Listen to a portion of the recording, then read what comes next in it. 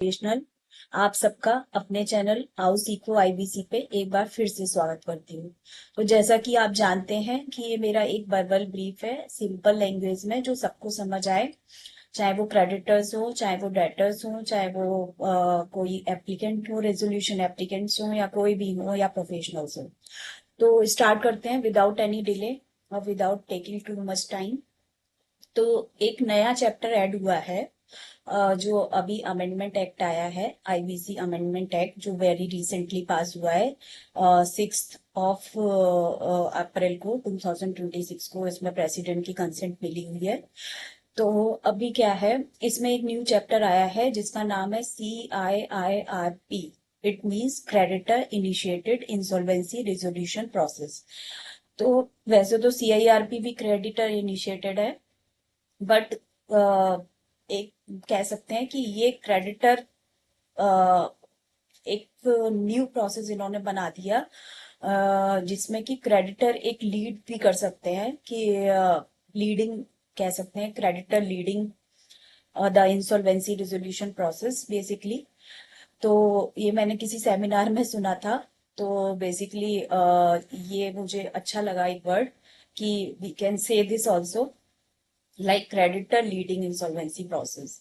So creditor initiated insolvency में start करते हैं कि पहले इन्होंने सेक्शन कितने बता दिए हमें।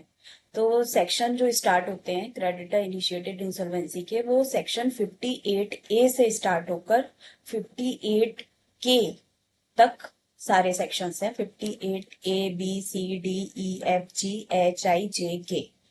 तो ये जो सेक्शंस हैं वो इससे रिलेटेड सारे सेक्शंस हैं। अब पहला सेक्शन जो ए का है, मींस ए मींस एप्लीकेबिलिटी।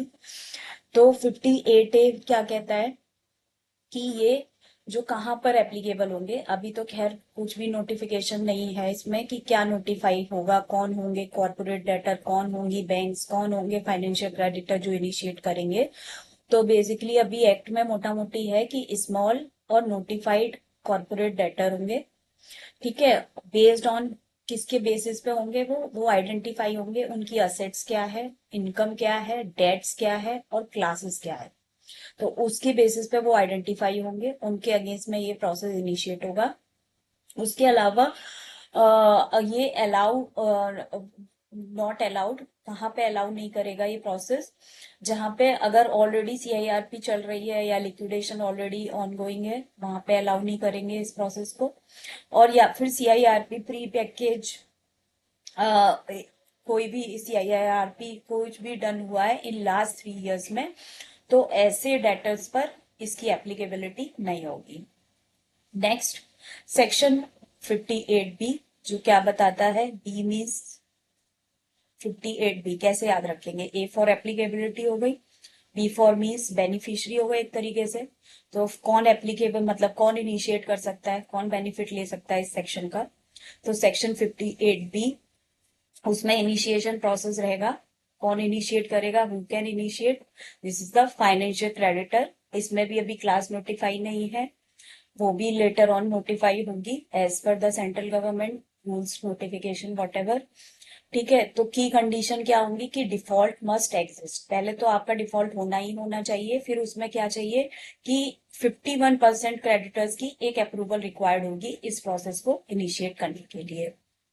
नाउ अब इसमें प्रोसेस फ्लो हम देखें तो कैसे होगा कि पहले अगर मान लीजिए 51% क्रेडिटर ने अप्रूवल दे दी, ठीक है, और इनिशिएट हो रहा है प्रोसेस, तो पहले तो इन्फॉर्म करना होगा हमें कॉर्पोरेट डेटर को। कॉर्पोरेट डेटर को उन्होंने इन्फॉर्म किया और 30 डेज में उनको अपना रिस्पॉन्स देना है कॉर्पोरेट डेटर को। Then considered the representation. अब फिर जो क्रेडिटर हैं जिनके पास रिप्रेजेंटेशन आई है उनको कंसीडर करना है उसको। फिर उसके बाद टेक फाइनल, फिर अगेन एक फाइनल अप्रूवल होनी है 51% क्रेडिटर्स की, और उससे अपॉइंट भी होना है, एक RPG को भी एक अपॉइंटमेंट होना है। तो ये पूरा प्रोसेस है। अब ये क्या होगा कि commencement began from the public announcement. तो जब जैसे ही मतलब RP अपॉइंट हो गए, सारा रिप्रेजेंटेशन कंसीडर हो गया, सब हो गया, उसके बाद में एक पब्लिक अनाउंसमेंट करेंगे RP। इसके लिए कुछ डिस्कशन पेपर भी आया है, वो भी मैं आपको दिखाऊंगी कि विद इन 3 डेज में वो पब्लिक अनाउंसमेंट कर देंगे, उसके बाद ये प्रोसेस स्टार्ट हो जाएगा। तो जैसा कि मैं पहले ही बता चुकी हूँ आपको, ये CIRP अगर ऑलरेडी इनिशिएटेड है या प्री पैकेज ऑलरेडी इनिशिएटेड है तो उस केस में CIRP इनिशिएट नहीं होगी। ठीक है। दूसरा, अब इसमें 58C, जिसमें ऑब्जेक्शन यानी C मीन्स कॉर्पोरेट डेटर, तो 58C ऐसे याद रख सकते हैं हम सेक्शंस को। तो 58C जो कॉर्पोरेट डेटर है, अगर उनको कोई ऑब्जेक्शंस है, ठीक है, तो कॉर्पोरेट डेटर में ऑब्जेक्ट विद इन 30 डेज।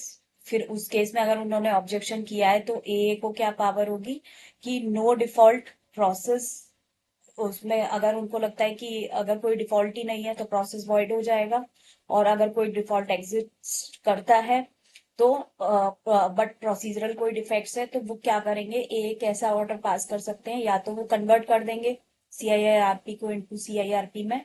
और ये ऑर्डर भी, उसमें भी लिमिटेशन है कि जो NCLT जो AA है, एडजुडिकेटिंग अथॉरिटी, उनको भी अपना जो ऑर्डर पास करना होगा विद इन 30 डेज में पास करना होगा, अदरवाइज रीजन उन्होंने रिकॉर्ड करना होगा कि why the order was not passed. ठीक है। Next, section 58D, DA means debt, deadline कह सकते हैं, तो टाइमलाइन हो गई इसमें D 58D। तो CIRP मस्ट बी कंप्लीटेड, कितने दिन में कंप्लीट होना चाहिए, 150 डेज इसको मिले हैं ओनली। एक्सटेंशन आप ले सकते हैं सिर्फ 45 डेज का, ठीक है, जो कि केवल एक ही बार एप्लीकेबल होगा। और इसके लिए क्या जरूरत पड़ेगी आपको, अगर आपको एक्सटेंशन लेना है तो 66% COC की अप्रूवल चाहिए। ठीक है। और उस केस में भी देखना होगा कि अगर कोई प्लान आया है नहीं आया है, ठीक है, और वो प्लान आया है या नहीं आया है, उसके हिसाब से AA इसमें ऑर्डर कुछ पास कर सकता है कि कन्वर्ट करना है या क्या करना है। 58H।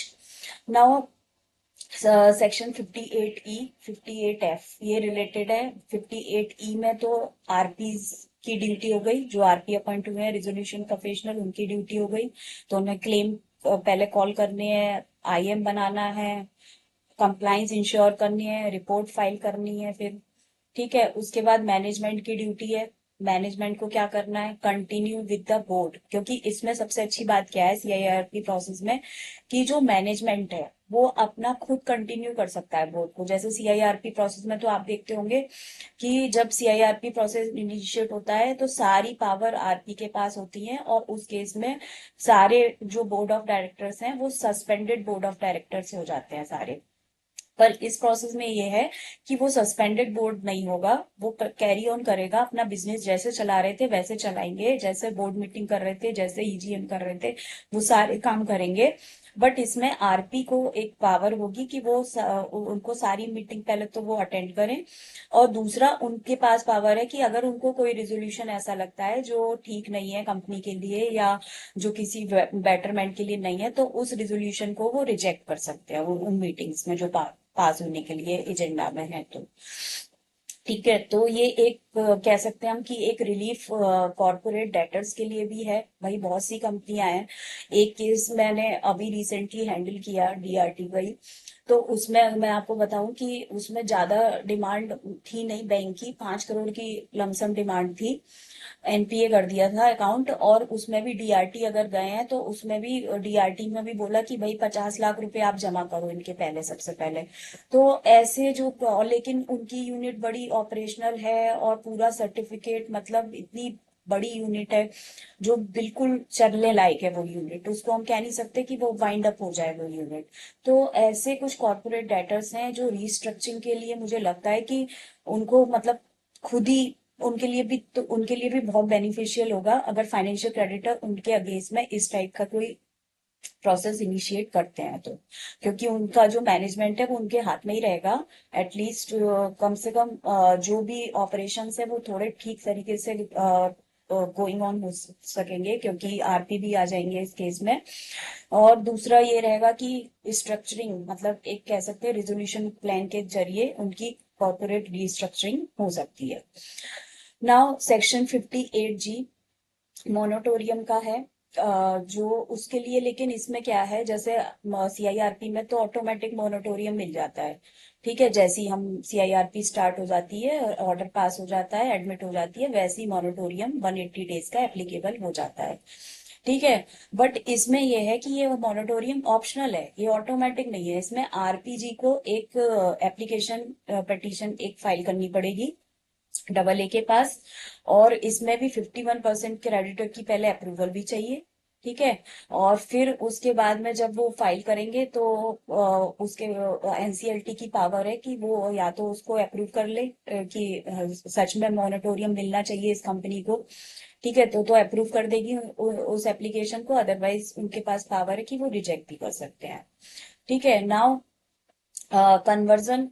अब इस केस में मान लीजिए ये हो गया सारा, और मैंने ऊपर बताए थे कुछ डिफेक्ट्स भी हैं, जहाँ पे प्रोसीजरल कोई डिफेक्ट्स है तो वो कन्वर्ट हो जाएगा। तो यहाँ पे वही कन्वर्जन की बात की है कि कन्वर्जन कब ट्रिगर होगा कि वो सीआईआरपी को सीआईआरपी में कन्वर्ट करते हैं। तो वो कब होगा ट्रिगर? वो जब होगा या तो कोई प्लान ही नहीं आया, या no cooperation by debtor, debtor से कोई कॉपरेशन भी नहीं है, प्लान या फिर रिजेक्ट हो गया, या फिर डबल ए खुद कह रहे हैं कि कन्वर्ट टू सीआईआरपी, जो कन्वर्ट ए को लगता है कि इसको कन्वर्ट करना ही बेस्ट है, तो उन्होंने कन्वर्ट का ऑर्डर डायरेक्शन दे दिया। ठीक है, तो ए जब इसको कन्वर्ट के लिए डायरेक्शन देंगे तो उनको ये देख उस केसेस में ये होगा कि आरपी जो है, जो पिछले जो सीआईआरपी के लिए अपॉइंट हुए थे, वही सेम आरपी भी कंटिन्यू कर सकते हैं इस प्रोसेस को, और मोनिटोरियम अप्लाई हो जाएगा, और कॉस्ट जो भी कॉस्ट हुई थी, पहले एक्सपेंसेस जो किए थे, कॉस्टिंग जो आई थी, वो कैरी फॉरवर्ड हो जाएंगे इस सीआईआरपी प्रोसेस के लिए। ठीक है, जब कन्वर्ट होगा। नाउ सेक्शन 58 आई, जो क्या कहता है कि विड्रॉल भी एप्लीकेबल हो सकता है इस केस में भी।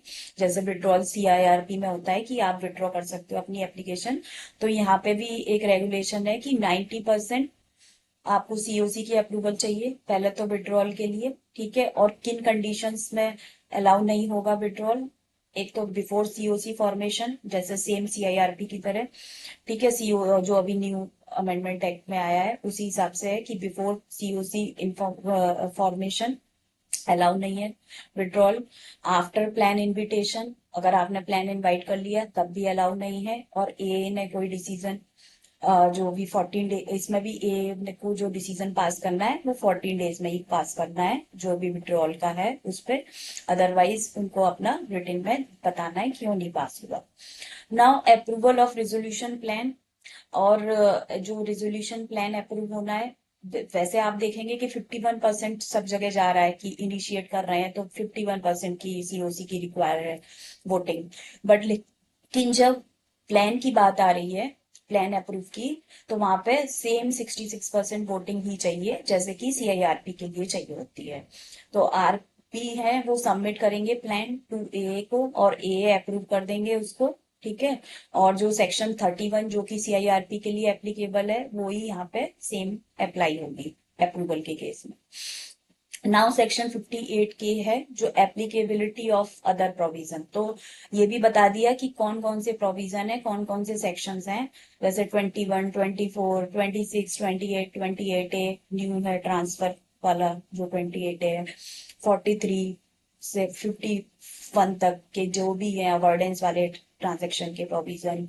तो ये जो जैसे सीआईआरपी पे एप्लीकेबल होते हैं वही सेम यहाँ पे सीआईआरपी के लिए भी एप्लीकेबल होंगे। ठीक है, तो मैंने एक एग्जांपल सा लिख दिया है यहाँ पे कि एक बैंक है जिसने 51% वो उसके पास, मतलब उसका जो डेट है उसको मिला के उसका 51% बनता है कंपनी के टोटल डेट का। तो उसने एक सीआईआईआरपी इनिशिएट कर दी, आरपी अपॉइंट हो गए, पब्लिक अनाउंसमेंट हो गया, डेटर कंटिन्यू कर रहे हैं इसमें बिजनेस, आरपी सिर्फ सुपरवाइज कर रहे हैं, और प्लान अप्रूव करना है विद इन 150 डेज में, और अगर कोई प्लान नहीं आ रहा है तो कन्वर्ट हो जाएगा CIRP into the CIRP normal process में। तो और बाकी मैं आपको एक डिस्कशन पेपर का कुछ और दिखा देती हूँ। ये एक डिस्कशन पेपर अभी रिसेंटली ये निकाला IBBI ने भेजा है सबको। इसमें पब्लिक कमेंट भी सबमिट करने थे 28 अप्रैल तक, इसकी डेट भी कुछ एक्सटेंड करी है इन्होंने। तो अब मैं इसमें दिखा दूं आपको कि एक ये आप देखेंगे ना, ये टाइमलाइंस समथिंग, तो ये देखो, ये टाइमलाइंस बड़ा अच्छे से दिखाया है इसमें। एक मॉडल टाइमलाइंस की representation by CD 30 days, first approval by EFC, second approval time allowed to FC 30 days। ठीक है, पहले उन्होंने जो रिप्रेजेंटेशन दी उसके लिए 30 days, उसके बाद सेकेंड अप्रूवल टाइम अलॉट कर दिया FC को 30 days का, फिर अपॉइंटमेंट हो गया RP का। अब RP जब से पब्लिक अनाउंसमेंट करेंगे उस दिन से, यानी उसको हम टी काउंट करेंगे, यानी टाइम स्टार्ट हो गया, आपका प्रोसेस स्टार्ट हो गया। तो A+3 यानी 3 दिन, विद इन 3 days में पब्लिक अनाउंसमेंट करना है। जब ये हो जाता है प्रोसेस स्टार्ट, तो उसमें वो टी का टाइमलाइन हो गया। तो पब्लिक अनाउंसमेंट कमेंसमेंट डेट यानी T+T=0 हो गई। नाउ सबमिट करेंगे क्लेम, तो विद इन 7 days में आपको अपना क्लेम सबमिट करना है, जो भी क्लेम हो, फिर उसको वेरीफाई करेंगे RP। तो T+14 यानी 7 दिन आपको सबमिट करने में लगे और 7 दिन उनको वेरीफाई करने में लगे। और फिर COC कॉन्स्टिट्यूट हो गई along with the filing the report to the AA। ये हो गई T+16 में। तो इस स्टेज पे अब AA की जरूरत आई। अभी तक ऊपर जितना प्रोसेस हुआ उसमें AA की कहीं रिक्वायरमेंट नहीं आई। जैसे आप CIRP में देखते हो तो पहले ऑर्डर एडमिट होता है, पहले मतलब CIRP एडमिट होती है, फिर पब्लिक अनाउंसमेंट होता है। मतलब पब्लिक अनाउंसमेंट तो बाद है, पहले सबसे पहले ही केस में सबसे पहले NCLT जाना पड़ता है, जिसमें ऑर्डर लेके आना है एडमिशन का। पर यहाँ पे कोई एडमिशन ऑटोमेटिक, जब जहाँ पे FC को लगता है 51% वोटिंग है, तो उसके थ्रू यहाँ पे ऑलरेडी एडमिटेड वो हो गया है। तो यहाँ पे AA की जरूरत कहाँ पर हुई है, जब कॉन्स्टिट्यूशन हो गया COC का, उसके बाद एक रिपोर्ट फाइल होगी AA को, फिर फर्स्ट COC मीटिंग होगी। इसके बाद विद इन 19 days में अपॉइंटमेंट टू रजिस्टर वैल्यूअर यहाँ भी अपॉइंट होंगे 24 days में। फॉर्म G पब्लिश होगा, इनविटेशन ऑफ EUI करना होगा 30 days में, सबमिशन ऑफ IM, क्योंकि इसमें हर चीज जल्दी जल्दी हो रही है। विद इन 15 days इसके टाइम के बाद देखो तो 45 days में इन टोटल IM सबमिट हो रहा है। और फॉर्म G इनविटेशन से पहले मतलब वो सिर्फ 30 days का टाइम है। तो ये क्योंकि 150 days में सारा प्रोसेस कंप्लीट होना है। सबमिशन ऑफ EUI, फिर प्रोविजनल लिस्ट हो गई यहाँ पे, उसके बाद submission of objection to the provisional list अगर कोई है तो वो विद इन 60 days में। फाइनल लिस्ट आर ए की फाइनल लिस्ट आ गई 70 days में। RFRP इशू हो गए 80 days में। और receipt of resolution plan with in 90 days में आपको रिजोल्यूशन प्लान रिसीप्ट हो गया। और CIRP में 180 days में होता है। Consideration of plan by COC and submission to AA को ये सबमिशन भी कर दिया, कंसिडरेशन हो गया प्लान का अगर हो गया तो। फिर ये उनके पास 120 days में हो गया और 30 days उनको दे दिए कि AA को विद इन 30 days में अप्रूवल करना है प्लान पे। तो ये टाइमलाइन इन्होंने बता दी है थोड़ी बहुत, इसमें जो भी है XYZ। और कुछ फॉर्म्स भी प्रिस्क्राइब कर दिए हैं इन्होंने कि आपको C1 है, ये notice of intimation of CIRP to eligible financial creditor, ये रेगुलेशन 4, क्योंकि सारे रेगुलेशन ड्राफ्ट हुए हैं इसमें। फिर notice of initiation the CIRP to corporate debtor regulation 6, written consent to act as the RP regulation 8। ठीक है, और फिर उसके बाद में पब्लिक अनाउंसमेंट। तो ये सारे फॉर्म्स हैं, हिसाब से जो जो आपके लिए जो भी एप्लीकेबल हो उसके अकॉर्डिंग आपको फिल करना है जब आप ये इनिशिएट करेंगे एज अ RP IRP। और ये सबमिट करना है एट द स्टेज, जो भी रेलिवेंट जिससे रिलेटेड जो फॉर्म्स है, ये से रिलेटेड है तो ये को, IBBI से रिलेटेड है तो IBBI को, पब्लिक अनाउंसमेंट से रिलेटेड है तो उसके हिसाब से। तो thank you so much for listening me, for watching मी, और बने रहिए। और ऐसे ही मेरे चैनल को लाइक करिए, शेयर करिए, सब्सक्राइब करिए। और मैं फिर किसी दिन आऊंगी एक नए वीडियो के साथ, नए अपडेट के साथ, नए केस के साथ। Thank you.